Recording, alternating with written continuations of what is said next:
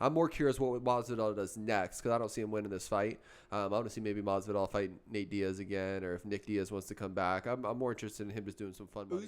All right, so let's do UFC 261 predictions. I'll run down the card first and foremost. We have Kamaru Usman defending his title versus Jorge Masvidal, which we just saw pretty recently. I mean, and Masvidal did take that fight on 6 days' notice, and right. I'm going to always root for Masvidal in this fight. Wait, let's go down the line first. So yeah. So Masvidal versus Usman. We got another title fight. It's the women's flyweight, which is the 125-pound title. Valentina Shevchenko defends her title versus Jessica Andrade. And the next one, the women's strawweight, which is the 115, we got Weili Jang fights Rose Namajunas. Thug Rose. And then the other two fights on there is Anthony Smith, number 6 Anthony Smith, fights number 13 Jim Crute. And then also we got Chris Weidman fighting Uriah Hall at 185, which isn't popping up on here. Yeah. What do you want to do? Let's do the same. Let's start from the bottom. And all right, so let's go with Anthony Smith or Jim Crute. That's the least exciting of it. Go to best fight odds so we get the odds. We saw Jim Crute is minus 200 versus Anthony Smith plus 170. I think Alec has a man crush on Anthony Smith. So you go first and tell me who's going to win. Wait, hold up. What?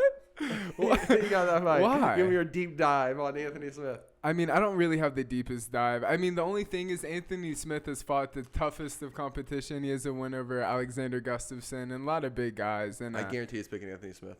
Anyway, continue. Jimmy Crute, really, I mean, he's 12-1, and but he hasn't really fought any staple guys in the division yet.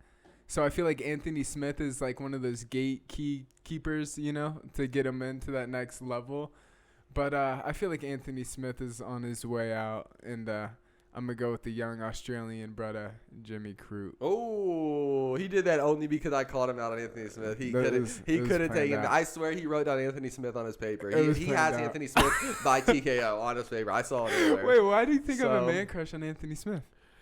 Because every time he was like, "Oh, he beat Anthony Smith." I feel like a couple of guys you said that about. He beat Anthony Smith. Because I mean, he's tough competition. Smith. His fight versus John Jones was like a pretty close fight. Yeah, I guess so. Against the best guy in the division ever. I think John Jones took him light, but anyway, so he got Anthony Smith for TKO. He just switches to Jimmy Crute. But I don't know if Jimmy Crute has any jiu-jitsu. Anthony Smith might try to take him down. I just think like Anthony Smith feels like he made it. He's got some good paychecks now. I just don't believe in Anthony Smith anymore. So I'm going Jimmy Crute by TKO. Okay. All right. The next one is Chris Weidman versus Uriah Hall, which has got rescheduled a couple times. I'm not sure if one got hurt or COVID, but that one's basically a pick'em. Uriah Hall is minus 115. Chris Weidman is minus 105. These guys are old and kind of washed up, in my opinion. They've tried to hype up Uriah Hall forever, like fighting Anderson Silva, and because he had that spinning head kick back in the Ultimate Fighter, which made him really big. He was on that same one with Kelvin Gastelum. And then Kelvin Gastelum fought Uriah Hall in the finals, and Gastelum won that series. I saw him at a pool party in L.A. Like, Uriah Hall and Kelvin Gastelum have been partying in L.A. for like 10 years, and I think that messed up their career a little bit. But Kelvin did better than Uriah Hall. But now they're trying to give Uriah Hall a little push. I know he's won his last couple fights. Chris Weidman, he's like the – I need to look at Chris Weidman's – Yeah, Chris Weidman, sure dog. Chris Weidman, I think he's coming off one win. He lost like 5 in a row. Look at him. When I see him, between him and Luke Rockhold, there it is. He beat him to decision. But he got KO'd by Dominic Reyes. He got KO'd by Jacare. Yeah. He did beat Kelvin Gastelum by trying. He got KO'd by Gagar. He got KO'd by Yoel Romero. And he got KO'd by Luke Rockhold. So he got KO'd 5 of his last 7 fights. How old is he? 36. Which isn't a good With sign. With a lot of damage, too. But Uriah Hall doesn't have that much fire. I got Chris Weidman taking him down and winning this fight by decision. Damn. I have Uriah Hall by decision. I don't believe in Chris Weidman, not even a little bit. So, I don't know. Chris, did you go on Uriah Hall? Yeah, Uriah Hall. I got, Chris Weidman by decision. He can win these kind of fights, and UFC would like to have him come on. Speaking of Chris Weidman, I was thinking Luke Rockhold. He was on, like, TMZ the other day. He's coming back. Khabib wants to be his coach. I'm like, oh, geez, here we go. Luke. But Luke's like, I swear, I come into these training rooms, and I'm always the best. All right, Luke Rockhold, we'll see, bro. You fight at 205 or 185, and you drinking red wine during the next countdown? That's probably your issue. But anyway, all right, let's get into the fun fights. Yeah. Let's do. You want to do the 115? Yeah, let's go pull up size real quick. Yeah. We got the 115, the strawweight title fight. Weili Zhang. I'm pretty sure my thesaurus people. Weili Zhang versus Rose Namajunas. Thug Rose. What? Namajunas. Rose Namajunas. Thug Rose. All right, so this one is Weili Zhang is minus 185. I think I would have saw. Rose is plus 160. Where's it at? Yeah, Weili Zhang minus 185. Rose plus 160. You know what's funny about this fight is first off, Zhang fought Joanna Jędrzejczyk. I believe that's her last fight, which seems like a long time ago. They're just really kind of saving her. I don't know what the whole deal was. Maybe there was China COVID stuff, but Her and Joanna fought like it was like one of the fight of the years last year. So she hasn't fought since then. Rose, I believe, is coming off beating up Jessica Andrade, who happens to be fighting up a weight class. That was her last fight, beat up Andrade. The funny thing about this fight literally reminds me of the Volkanovski-Ortega fight, which got scrapped, by the way, by COVID. Volkanovski got busted with COVID. But this reminds me. Zhang reminds me of Volkanovski, and Rose reminds me of Ortega. I like that comparison. Yeah, like Volkanovski's it's going to be hard to beat him. Weili Zhang's going to be hard to beat her. She's going to, I don't know if Rose can finish her. And just like Ortega, Rose can maybe piece her up a little bit, maybe catch a sub in a scramble, maybe outstrike her for the whole fight, but it's going to be tough. She has what's the girl's name? I don't want to mispronounce it. Which one? Asian girl. Not Rose, obviously. Yeah. Weili Zhang. I'm pretty sure it's Weili Zhang. She has Weili Zhang or 6 significant strikes per minute average. She's a savage. Which is insane. She's a savage. That's crazy. Like, yeah. She's gonna be hard to beat. Again, this is one of those ones I just feel Rose is gonna be a little bit longer, which maybe she could box her up. I wonder if Weili Zhang's gonna try to take her down and steal some rounds, which she probably might. Even though she stood with Joanna Jędrzejczyk. Again, this is kind of that Ortega thing of the girls. I'm going to go with Rose Namajunas by TKO in the 3rd round. Wow. Who do you think has the up and on the ground? I think Rose has better subs. Yeah. For sure. I feel like she'd want to keep it on the feet, especially with that output. She's just a striking killer. Weili. Yeah. But like I said, I think Volkanovski might try. Yeah, maybe. What are you saying? Just to keep her down and just steal yeah, she might feel like she couldn't sub her from the bottom if she gets to a good spot. God. I hope she stands a bang. That'll give Rose a better shot because Rose is going to be longer. Yeah?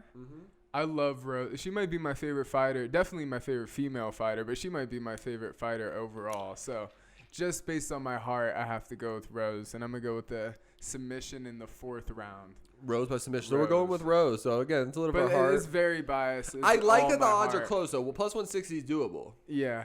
It's not like it's this next one. Like if Weili Zhang was like minus 300, I'd be like, oh, geez. If I was going with my head, I'd say Weili Zhang by decision. Yeah, but I think if I'm going with my heart, I'm going with Rose. I could definitely see Weili Zhang by decision. That's the only way she wins. But I'm going Rose TKO in the 3rd. There we go.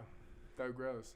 Next one is Valentina Shevchenko, arguably the 2nd most dominant woman fighter in the world behind Amanda Nunes. She is fighting Jessica Andrade, which I think is a really fun fight. Andrade, like I said, she just got beat up by Rose at 115. She might be better up a weight at 125. She's kind of a bigger, stockier girl, so doesn't have to cut as much weight. And she has Valentina hasn't fought anyone that's really tried to wrestle her, if I'm mistaken.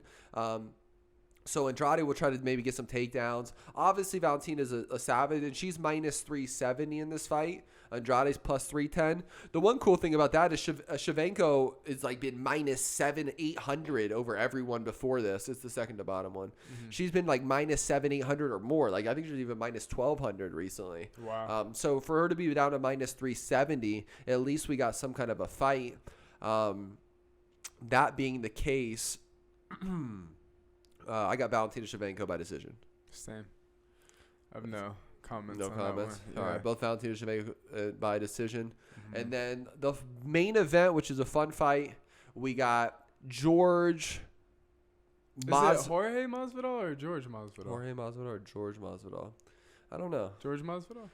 Jorge Masvidal, George Masvidal. Shit, either way. already. So we got Jorge George Masvidal, the game bred, going to fight Kamaru Usman in a rematch. Now, Masvidal's big thing is he took that last fight on 6 days' notice. We'll see. I know he was helping Poirier for his fight, and he was training. Now, it was 6 days' notice, so he has no excuse now. But Usman is dominant. I mean, I don't know what would be different. I mean, Usman, the odds. I mean, in the first fight, Masvidal did have decent takedown defense until he got tired in the later rounds, which could just be going through a full camp and having that conditioning and just preparing for him, you know.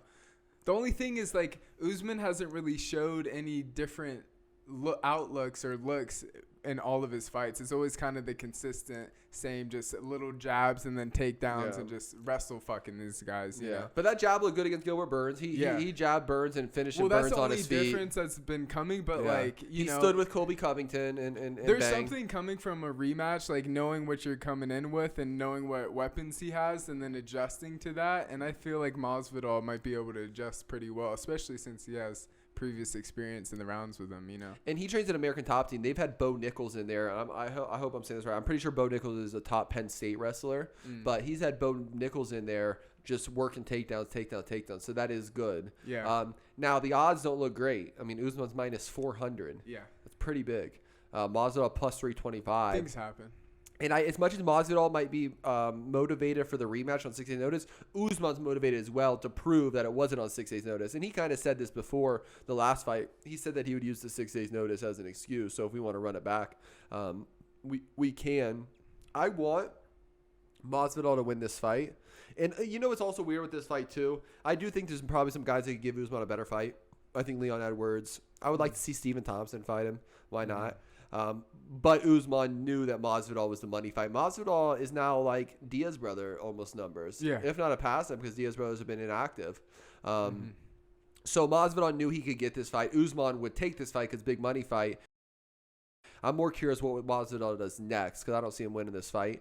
I want to see maybe Masvidal fight Nate Diaz again, or if Nick Diaz wants to come back. I'm more interested in him just doing some fun money fights. Usman just fought Burns. Do you think that's any variable in this fight? Because he did take some big strikes, you know? Yeah, I think if anything, he's sharp. He's ready to go. He seems hungry to make this push. Yeah. So that being the case, I want Masvidal to win, but I got Kamaru Usman by a decision. Really? Yeah, I mean, that's probably... I'm going to go Masvidal, TKO, second round. I would love to see You know what? No, first round. First round knockout. TKO, Masvidal. I just feel like, you know, he's a smart guy, and he always shows new weapons. Every single fight, he comes in with a different type of showcase, you know? Yeah. And he's able to adjust. He's really smart when it comes to fighting, and he knows what to prepare for. Like you said, he's been training for takedowns, and he did do a decent job. I rewatched the fight preparing for this, and, like, he did block a lot of takedowns in the beginning, and if with better conditioning and more preparation, you know, and that was off of 6 days, like after a full 6-week training camp, you know. It's a fun fight. I feel like, you know, most likely Usman will win, but I'm going to go with Masvidal. I'm definitely giving Masvidal a better shot with 3 months, you know, the full training camp. The only other thing we didn't mention about this is UFC 261 is in Jacksonville, Florida, and they're allowing a full house, full capacity. So, and I know they just announced 262 in Houston, so I'm wondering, because Texas has been that one, I'm wondering if they're allowing fans in there too. So anyway, UFC 261 in Jacksonville, where they had that first original fight when COVID happened with no fans, but they're bringing it back to Jacksonville because Florida still has less restrictions, and they said it's a full stadium. So I'll believe it when I see it, but that would be dope. Yeah. It's a fun fight card, though. It's a great fight card. Yeah, 3 title fights. You got Weidman, a former champ, on there. Uriah Hall is always fun. Anthony Smith. So, yeah, great card.